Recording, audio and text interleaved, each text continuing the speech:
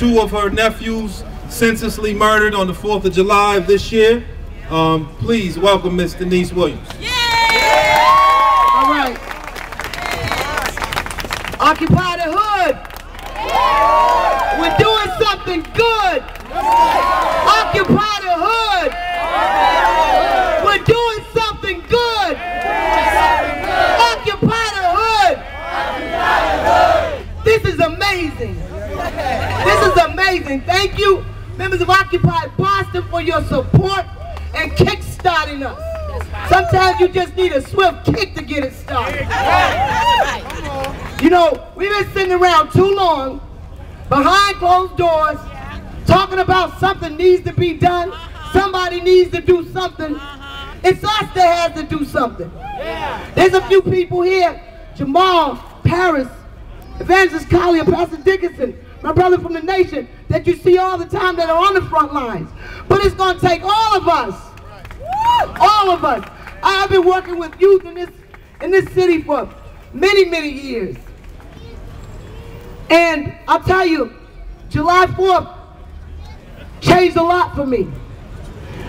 A couple of days before that, I was on the radio talking about the senseless violence and how we need to do something about it, how something needs to change.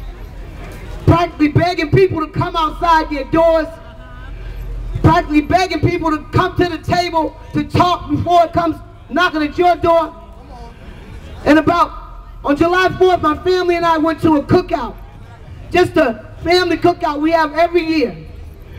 And we enjoyed ourselves so much, about 10 o'clock we decided to pack up and leave, shooting off fireworks and just having a good time. Everybody dispersed from the party.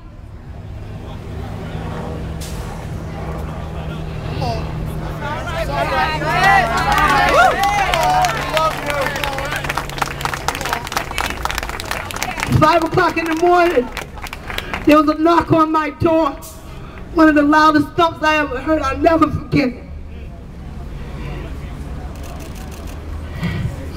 And my nephew's girlfriend was saying that one of my nephews had been shot and the other one was unaccounted for.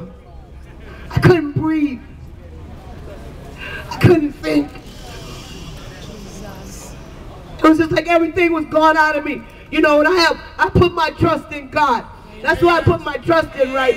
And I have to put my trust in Him because I come from a place, I come from the street, I come from a place of drugs, and I come from a place of prostitution. I'm not ashamed of it, right? Because God picked me up and turned me around. You know what I mean? I'm a positive person in the community today. So when that knock came on the door, you know, I went to my mom's house and everybody met there, and people were falling on the ground and rolling all over the ground and screaming, and it was just unreal, you know.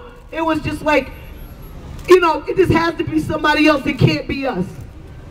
You know, how do two people leave a cookout and not even make it 5 miles and they're dead, you know? And, you know, the thing about it is that, you know, sometimes, most of the time in the hood, right, the first thing that they say is gang-related, you know, a drug-related. LaShawn Washington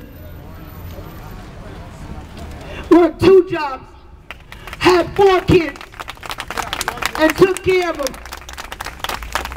Picked his daughters up from school, took them to after-school programs, went to his son's college graduation a few weeks before this happened. Joseph was a person who, you know, we talk about how that the violence is just a symptom. The economic woes and all of the stuff that we're talking about here, you know, leads to the violence. And Joseph, right? Joseph was a special needs child, right?